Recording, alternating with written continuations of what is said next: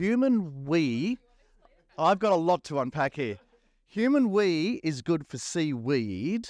So if we all piss in the ocean more, the planet's better off. Am I following the argument here?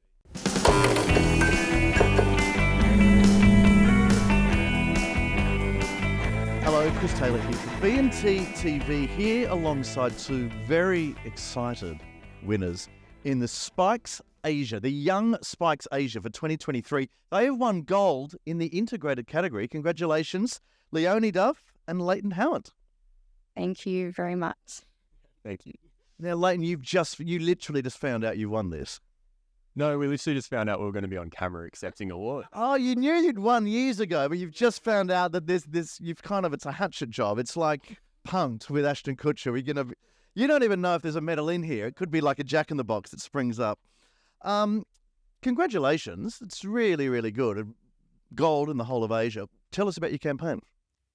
So our campaign was called Save the Sea with Your Pee.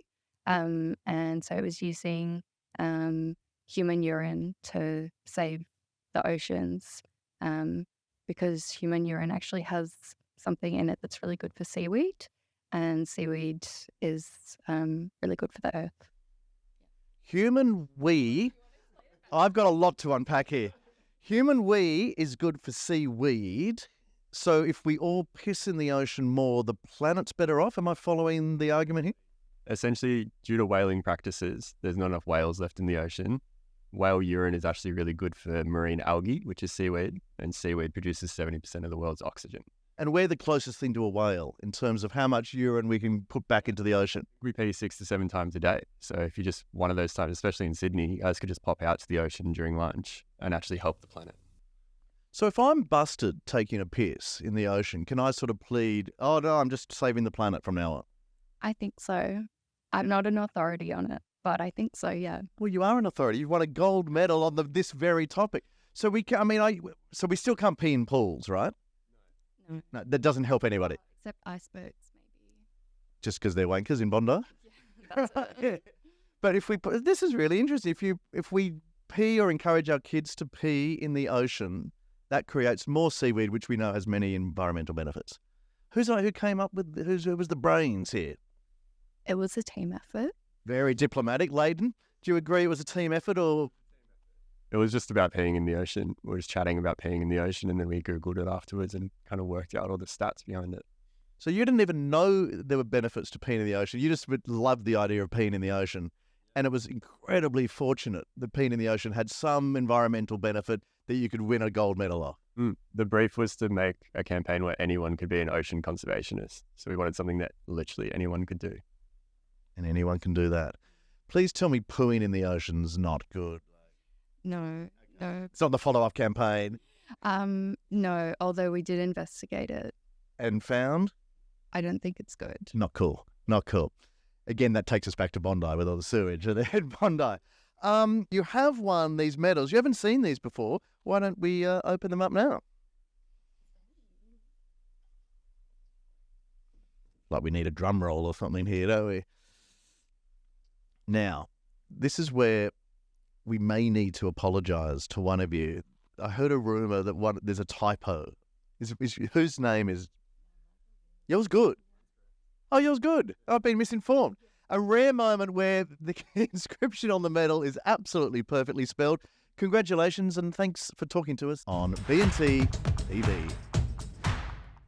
Chris Taylor here for B&T TV, sitting alongside two of the gold medal winners in the media category of the Young Spikes Asia Awards for 2023. Congratulations. We've got Kate and Summer. Yes. Thank you. Thanks. Gold medal winners. Yeah. Pretty cool. Yeah. Like I've been interviewing a lot of silver medalists during this and I didn't want to say anything, but pretty pathetic. Gold's not bad though, is it? Your words, not ours. Tell us about your campaign. Our campaign was Sculptures from the Sea, and it essentially raised awareness for marine conservation by taking trash from Singapore's ocean floor and turning it into sculptures to raise awareness that they should extend the same little laws that apply to their streets to the ocean. I've got a lot of questions here. Now, Singapore is famously really, really clean, isn't it? How's there any rubbish on the bottom of their floor, or is that where it all is? Yeah, exactly. So, like in Singapore, there's heaps of laws, like you can't chew gum and like all to do with litter. But, you know, it is one of the main trade routes in the world. So there's so much sea pollution and litter that people just aren't really seeing. And how deep are we talking? Like, obviously not. How deep did you have to go? Or is this just a concept? You didn't actually rate the sculptures?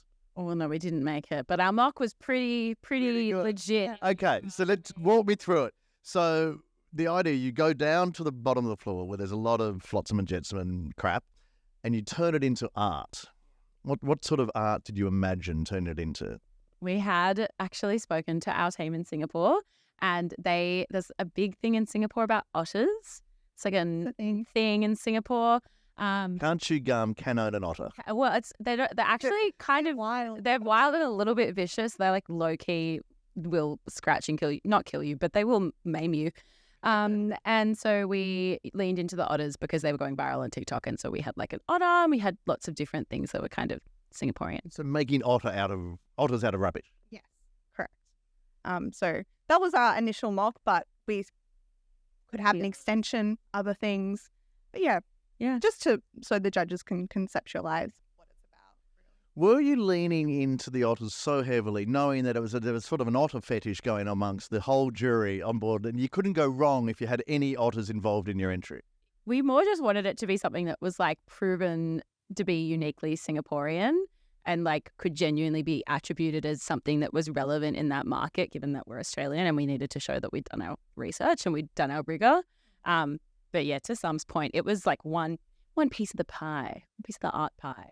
Summer and Kate, it's been an absolute thrill to talk to you. Why not open these boxes and discover if there really is a gold medal inside? Cheers. Cheers. Wow. Show the camera.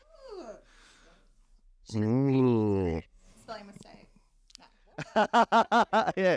Whoops. You said the names. Yeah.